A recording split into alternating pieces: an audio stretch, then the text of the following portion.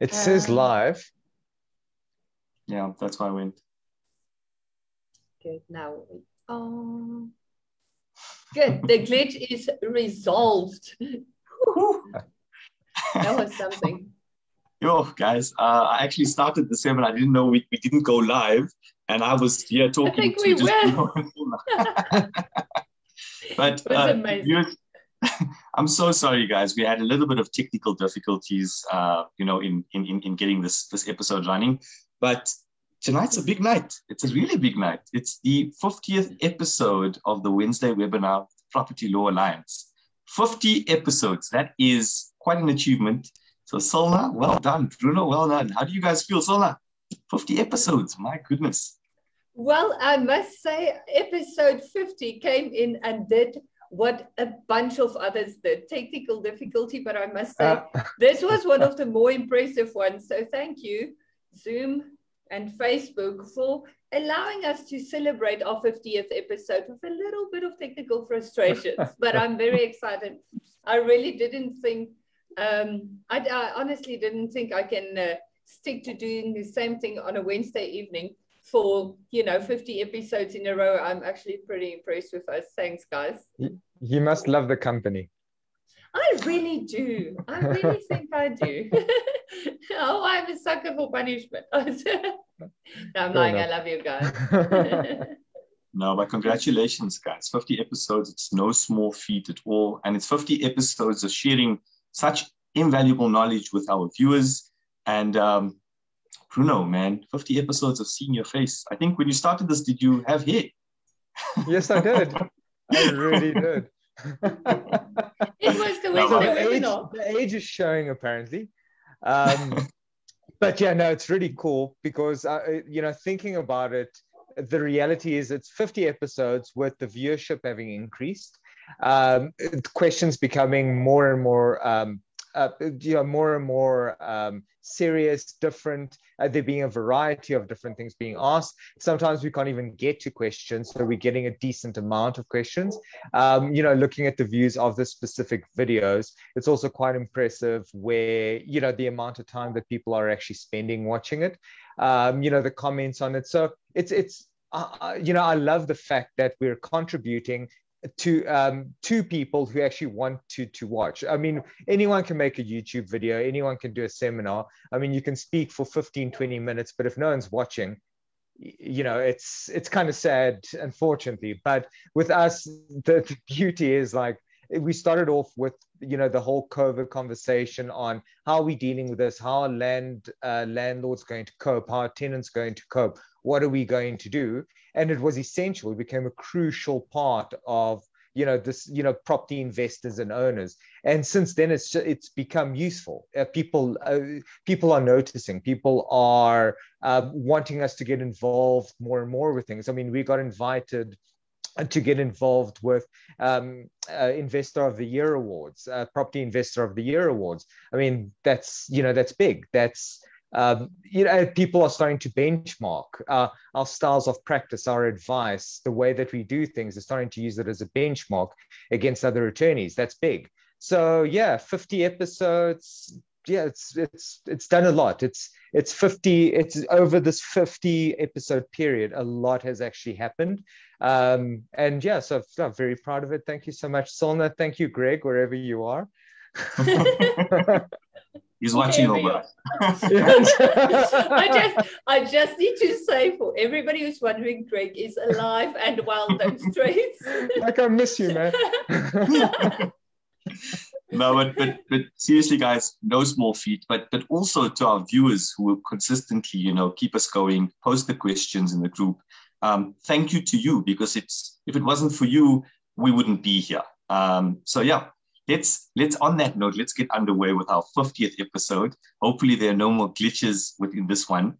But I've got a really interesting question. Solna, you want to add something? Sorry, Chris, just before you start, the only other thing I just wanted to quickly touch on, just wanted to send my condolences. I don't know if you heard, Solna, but I saw today, apparently Jacques Tarika passed away.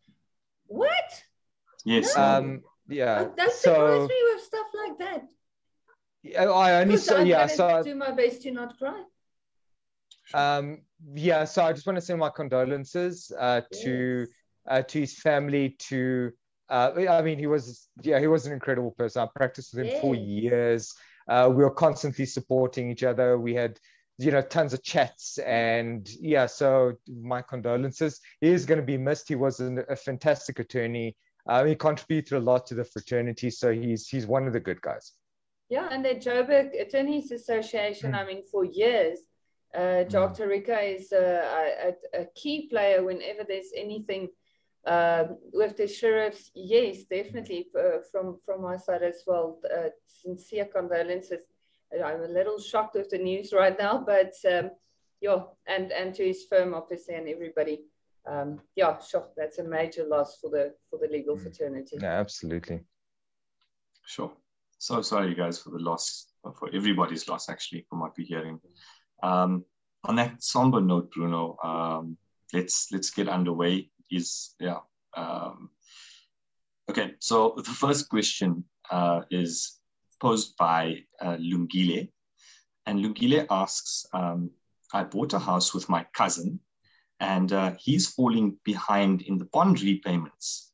And she wants to know what steps she can take, because by the fact that he's falling behind on his portion of the bond repayments, it's causing a bad credit record for her. What can she do? She's seeking assistance here. So I think, Bruno, let's throw this one to you. Cool. So joint ownership of land is one of the hardest things to deal with, because people don't realize its implications when they first get into any transaction, right? So the logic behind it is, you know what, let's invest in something. Let's just buy it together. It seems intuitively smart. Let's buy it together. Let's share the risk, hedge the risk, so we don't need to carry it all by ourselves and stress all by ourselves. It's a learning experience. You guys do the journey together. Very often, it might even help with affordability, because one of you might boost the other one's affordability, so the banks might actually be more willing to give money. So it's a big thing. It's an excellent way of approaching it. The only problem and the only issue I have with the concept of joint ownership is people think it stops there, and it's really something we have to look at it from a commercial perspective.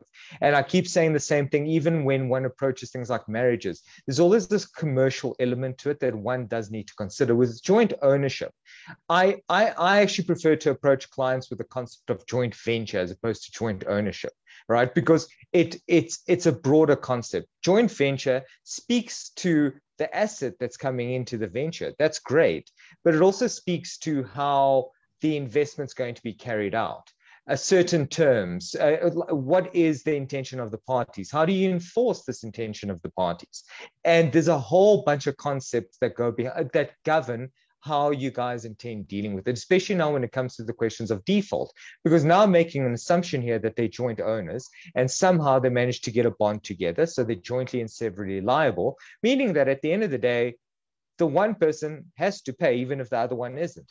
Because when the bank eventually comes after both of them, they're going to pick one person to execute first on, obviously after the house is sold. But the reality is summons gets issued, judgment gets taken, judgment gets listed against both your names, right? So that's bad. That's already a terrible thing. Property gets sold, so that impacts both of you. If the bank decides to then execute after the property gets sold, again, the bank's going to pick one of you.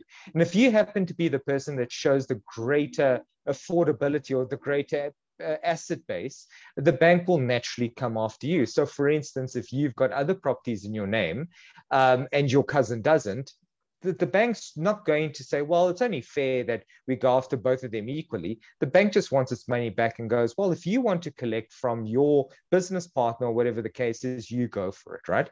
So that's the one thing about joint ventures that I like to consider. Now, joint ventures is it's a broad term, and it covers a number of different types of relationships in our law. So legal aspects, such as a joint venture can be in a company.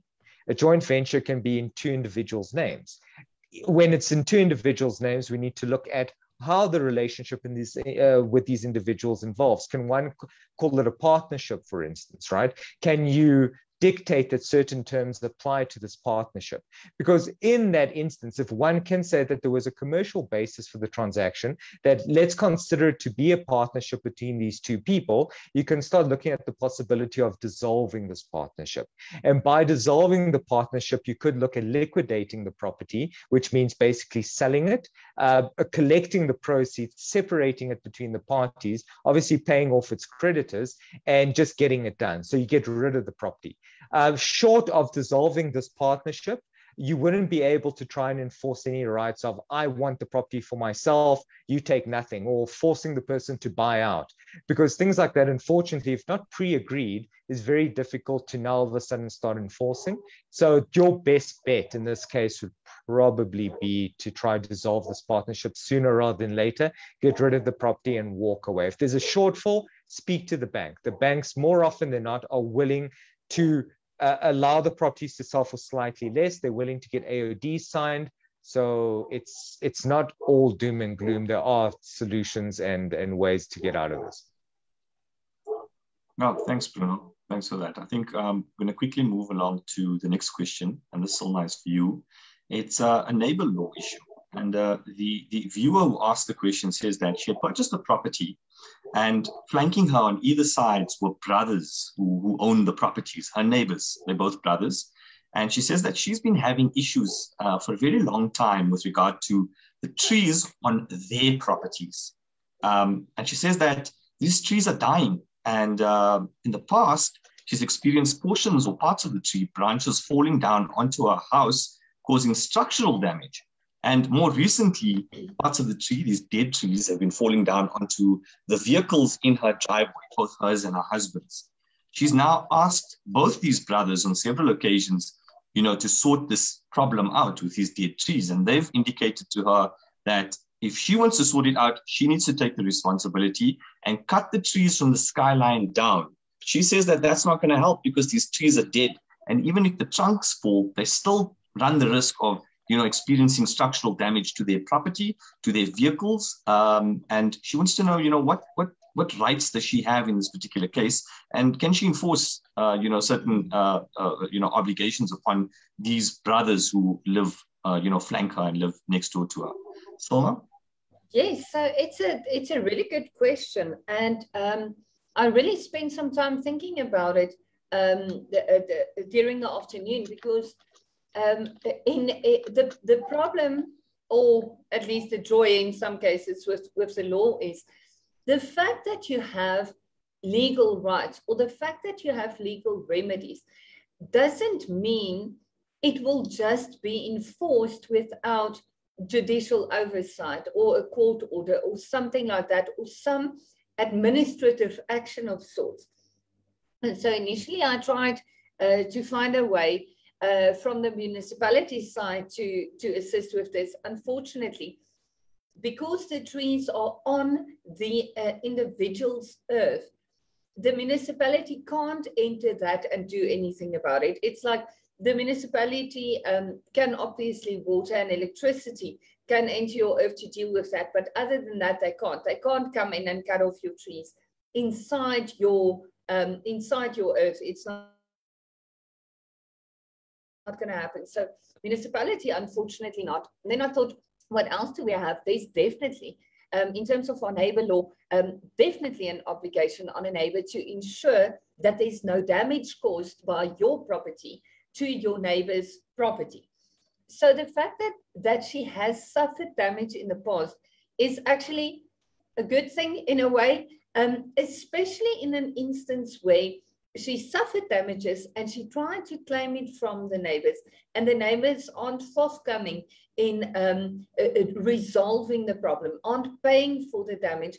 And even more so, if she obtained a judgment against the neighbor and they can't execute that judgment against the neighbor to repair the damage that was caused, I do believe that this viewer has a particularly strong potential of success to obtain an interdict against these neighbors, compelling them to remove the dead trees.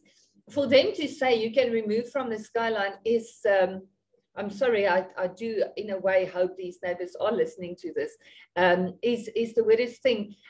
You can't remove a tree or just say, trim the things that's bothering you. If a root, if a trunk falls over with the roots and everything, the kind of damage that you are causing to the wall, to everything around it, is too big. You can't send in a chopper to pull out a tree. You can't expect that from the neighbor. That's I'm sorry, but silly. So a nonchalant attitude from a neighbor is very unfortunate, because even though this viewer does have a right that she can enforce, and she does have a remedy to enforce against the neighbors, it's going to have to go through a court process. My recommendation in this would be to do a letter of demand, demanding that the neighbor remove these dead trees within a certain time period. Don't give the neighbors 7 days to do this. I mean, for me to try and arrange anything to, you know, have tree fellers come in, it takes some time. It's like a 2-3 week process. Give the neighbors sufficient time to do this. Even a month might be a little short in my head. It would be legally allowed to do that, but be practical about it. To give somebody 2 weeks to remove their trees, they need to budget for this. It's a cost. There's definitely a cost factor. Otherwise, why isn't the neighbor doing it? So have the conversation first and say, you know what, the kind of damage that it's going to cause to my property is going to be to this value. If you don't have the money for this, can't we maybe pool resources to get this done? The obligation is 100% on the neighbor to do this. I'm being practical about it and a bit more pragmatic about it than just saying, well, it's the neighbor's problem and the neighbor doesn't have money, so he can't do it, so now we must go to court. That doesn't make sense. To go through a court application like this, you're going to spend a good, let's call it 50 to 60,000 Rand on a court application like that anyway. So why don't you rather consider negotiating with the neighbor, asking if you can maybe pool resources instead of going through a court case to get those trees removed. But if it's a stubborn neighbor and the neighbor really doesn't want to budge, then the only option would be a letter of demand, give him a reasonable time period to have the trees removed. If he then doesn't, you can approach the High Court. You definitely do have a right that can be enforced. If there was damage in the past, I can't really see that we're going to get to a point of irreparable harm, being able to prove irreparable harm. But at the same time, our law doesn't expect you to sit and wait for damage to hit you, especially because there has been 2 occasions where this neighbor suffered damage. And definitely, you would have the opportunity to go to the High Court and obtain an interdict. Know that when we say that, an interdict isn't something you don't walk to court and be like, hey, my neighbor's trees are going to fall over. Can I get an interdict? And the court's like, yeah, of course. Here you go. Here's a piece of paper, and tell them to remove it. It's a process, and it can be a 1 to 2 year process if the matter becomes defendant. Then you have to bring in expert witnesses to, you know, attest to the fact that the trees are dead and causing damage. So a court application is definitely your last resort. My solution would be, instead of spending money on lawyers, I'm sorry, Bruno, I'm selling our potential clients away here, but I'd rather do that. I don't think lawyers is your best bet on this one. I would say sit down, have a cup of tea, see if you can pool resources, because that's probably the reason for the problem, and follow a slightly more pragmatic approach there. But in law, you would be able to get an interdict. I don't think that's the first prize, though. Thank you. So I just want to find out something from you. Does it have to be 3 fellas? Can it not be 2 fellas? You said it's a little bit of a tree cutting jokes right there. Tree. I actually had a question on that, which was around, if I see I'm standing in my property, my neighbor's tree is about to fall on my car. My neighbor tells me, hey, listen, you cut that thing. And then I'm like, well, no, I'm not going to cut it. And then it falls on my vehicle. Now, didn't I have an obligation in that sense to mitigate, or at least to reduce the risk of that thing falling on my car? I don't know if you covered this, but But can we just touch on that quickly? I mean, because now I have to go and cut that because I've got to ensure that that's not going to fall on my car, on my vehicle. Well, you can't cut it. Remember, in our previous neighbor law discussions around trees, you can only cut the branches that's hanging over the wall to your side, but it's still the neighbor's branches. So then you return it politely to them, which would probably, if you put it on their front porch, would motivate them maybe the next time to do the removal themselves. But to remove the car, definitely. To do everything in your power to mitigate your damage, definitely. And in a case like that, where the tree is hanging, you know, and you can see somebody's going to die or the house is going to crumble if that happens, now you have grounds for urgency, and you can approach a court on an urgent basis, but then it should be like super proper urgent, not just like the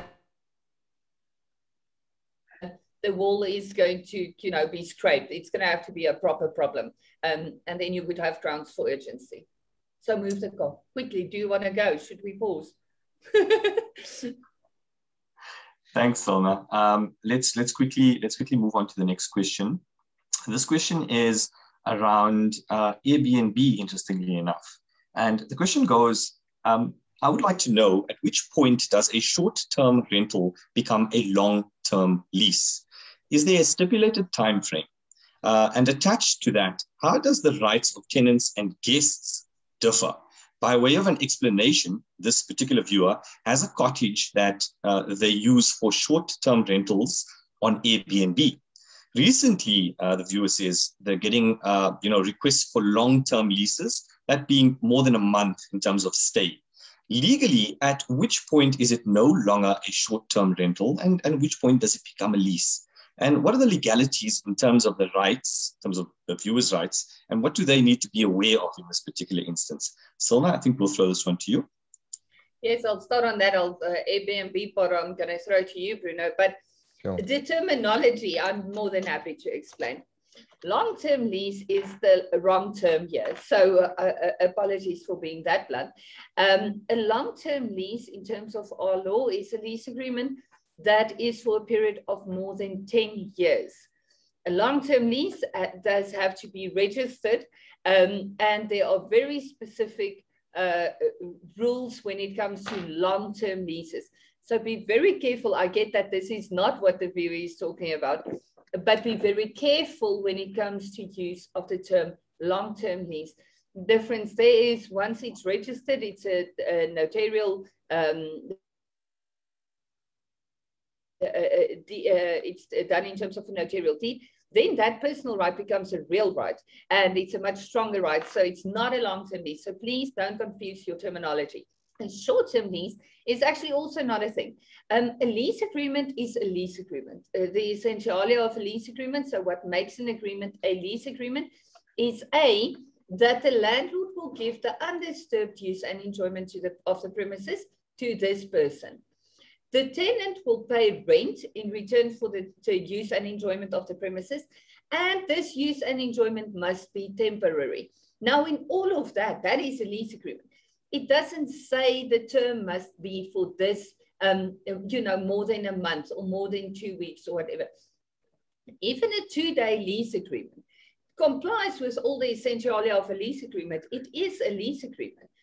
A long-term lease, a 10-year lease is something very different. The terms must be the same, essentialia must be the same, but now it must be registered. So move away from that, and I'm going to leave long-term leases now in that little box and not touch it again.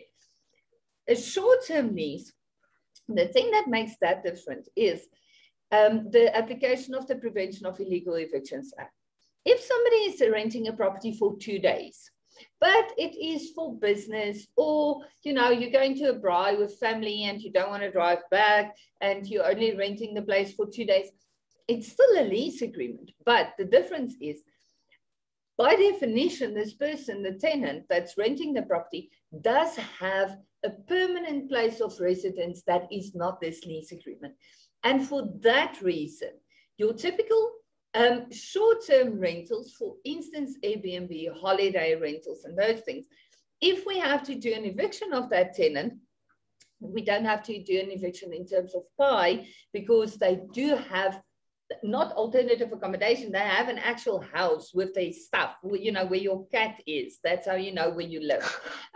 If you don't have a cat, we can still evict you without following the provisions of Pi. But the difference is, does this person rent this place as their place of residence, or is it temporary accommodation?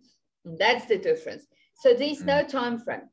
You can rent a place for 6 months in Airbnb, and you still won't have the provisions of Pi applied to that agreement, because your cat is being taken care of the neighbor, and you still have a place where you live. So the time period isn't relevant. Only when you get to 10 years, then it becomes relevant, then it's a long-term lease. But other than that, a lease agreement is a lease agreement regardless of the term of the agreement. And the rights and obligations in terms of the Rental Housing Act and Pi would be exactly the same. But like I said, if you have another place of residence, Pi will not apply if we have to do an eviction. But that was me on that. And there was actually a long Airbnb question that I didn't even touch on. So Bruno, you're welcome to do that. So maybe just to move this along the Airbnb route, so Silna explained quite well the differentiation between so-called long-term leases, which are just what we consider to be normal leases in the day-to-day practice, 6 months, 1 year, or whatever the case is. Now, what's interesting is now we get into a completely different conversation. Now, I think this is where maybe the viewers will appreciate the plight of attorneys in general, because our whole answer is now wearing different hats as we give you the answer. So are we referring to common law? Well, here's an answer for common law. Are we referring to Rental Housing Act? Here's an answer for Rental Housing Act. Are we referring to Pi? Here's an answer for Pi. So now, interestingly enough, we start looking at the Tourism Act, right? And the Tourism Amendment Bill and Cape Town bylaws on short-term letting. So now these things have started trying to establish how short-term letting is supposed to be dealt with. So Cape Town decided to go, oh, hold on, wait, we're going to exclude Airbnb or short-term letting from the ambit of, you know, what's regarded as tourism, provided that certain prerequisites are met. So they've kind of allowed for people to rent out their houses, and they consider 30 days to be short-term, in terms of Rental Housing Act, if one just borrows a type of definition, if you want to put it like that, Rental Housing Act recognizes leases on a month-to-month basis. Naturally, it's almost defined as an indefinite lease that carries on a month-to-month basis. So again, we're looking at about 30 days, something less than 30 days, possibly, you know, could be argued to be short-term. Now, whether this is relevant or not really comes to the fact that how does it apply to the different forms and regulations? Rental Housing Act, it would apply. Evictions, like Silna mentioned, it wouldn't apply. So Airbnb, guys, that's one of the things behind it. There was a Camps Bay a story or scenario the other day where this was the question that was posed, where guests had, if I'm not mistaken, the Camps Bay one was actually a protest. So they intentionally moved onto the property. They decided they wouldn't want to move out. And it was, sorry, I can't actually remember what the protest was about. It's clearly did not work very well, if you can't remember, but that's not the point.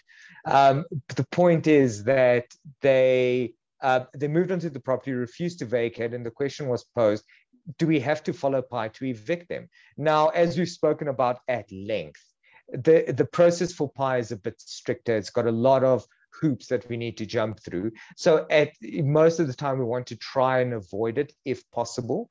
So something like this, for example, would allow us to actually remove the occupiers through court order. No one's saying that you can skip court, but you can remove the occupiers, typically speaking, through a court order, just by applying and asking and not having to follow the provisions of Pi.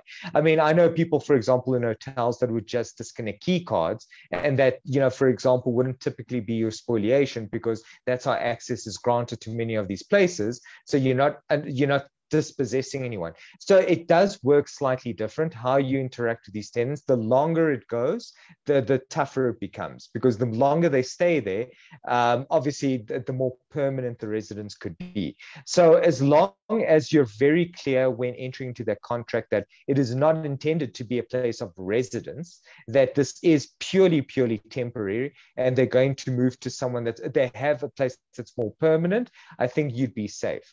But jumping between the two and getting long-term short rentals, if you want to put it like that, it happens all the time with students come from overseas and they hire a place out for a year. The bottom line is they do still have other places to stay. So the rules would typically apply. You'd still have to be mindful of the Rental Housing Act. You'd have to have agreements. You'd have to follow most court processes. But yeah, for the most part, things would typically stay the same.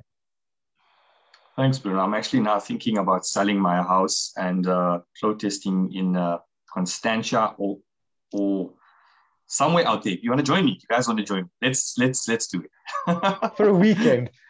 For a weekend. Just for 1 weekend. We still need to come back and host. Weekend. A long weekend, yes. We still need to come back and host the seminar. What are we protesting exactly? We'll find something. We'll find something, Bruno, yeah. I can find something. Anyway, guys, let's move on to our last question for the evening. And this question was asked by Hayden Edwards, and it says, it's with regard to share block schemes. And he wants to know, how does one sue for outstanding levies? Because the viewers heard that, that you could bring it via a high court application. Also, the viewer wants to know, as one has no right or title over the land, only the use of it, can one deny access to owners or demolish derelict properties? I'm sorry for the way I asked that question. I'm trying to read as one and as myself at the same time. So, Silva, can I pass it on to you? Yes, you can, definitely. The problem is if you are an owner in a share block situation, well, like the viewer said, you're not an owner, you're a participant. That's a good word. Can I use that? I'm very impressed. We can maybe protest share blocks. That's why we are going to Constantia for the long weekend. So because you don't have a right of ownership, you only have a right of use on certain occasions. You don't even have the right of occupation unless for a specific time within specific framework. Now, I don't have to say this because I think everybody can see it on my expression, that I'm not a fan of a share block setup, simply because it's a very expensive way of not owning anything. And I don't think it's that was the worst way. That was the new definition. That's like dictionary vibes. But I don't think it's a very safe way of trying to get access to a property. But here we are now. So the owner of the share block would typically, the whole share block system is obviously governed by legislation. That's a very true situation. So it's a real thing. It's very legal and it's very doable. But the memorandum of incorporation or the code of conduct or the constitution, whatever forms the basis of how the share block system is run, that would be the thing that would tell you how to collect arrear levy payments. You can go to the High Court for an application for basically anything, including this. The problem is locus standi, so who would be able to go to court? And another owner doesn't have a strong enough right to collect the levies on behalf of the other participants. I'm not even going to use the term owner, the other participants in the scheme. The only people that would have locus standi would be the owner of the share block situation, and that would be the only party that would be able to claim arrear levies from the non-paying participants and owners if there are owners adding their properties to the share block scheme. So unfortunately, you as a participant in a share block situation would not have the right to collect levies or payments on behalf of the share block against the other participants or owners. Bruno, did I say that diplomatically enough while answering the actual question? No, I believe you did. And it's the same problem that I've noticed before. With sectional titles, it's so much nicer to actually be able to have legislation that governs how things happen within like sectional schemes and things like this. With share blocks, it's multiple legislation that has to govern it. So now you're looking at Companies Act, you're looking at shareholder rights, you're looking at memorandums of incorporation, you're looking at shareholders agreements. So sure, maybe you could set it up in such a nice, neat way, but it's difficult because you're running this like in a corporate environment with people that aren't looking to be in a corporate environment. Yeah, you're not looking at issues regarding share transfers, where now you're worried about whatever TRP regulations. So it's just things like that it does make life a little bit difficult, and the popularity has declined completely. I mean, as last time I checked, there was only a couple left, and it wasn't something that was being promoted very strongly. So it's not well maintained as a concept. There's better ways out there of owning property. Yeah, it's almost like a closed corporation. Yeah, exactly. Sure. Thanks, Silna. Thanks, Bruno. And that brings us to the end of today's webinar. As always, it's so good to have both of you with us, and so good to have the viewers with us. And for 50 episodes, like I said earlier, that is no small feat. It's something to look forward to. And let's look forward to the next 50. And as you, the viewers, journey with us, we look forward to having you with us next week for episode 51. My bags are packed. I'm off to Constantia. So if you guys want to join me for the protest, you're more than welcome. The viewers as well.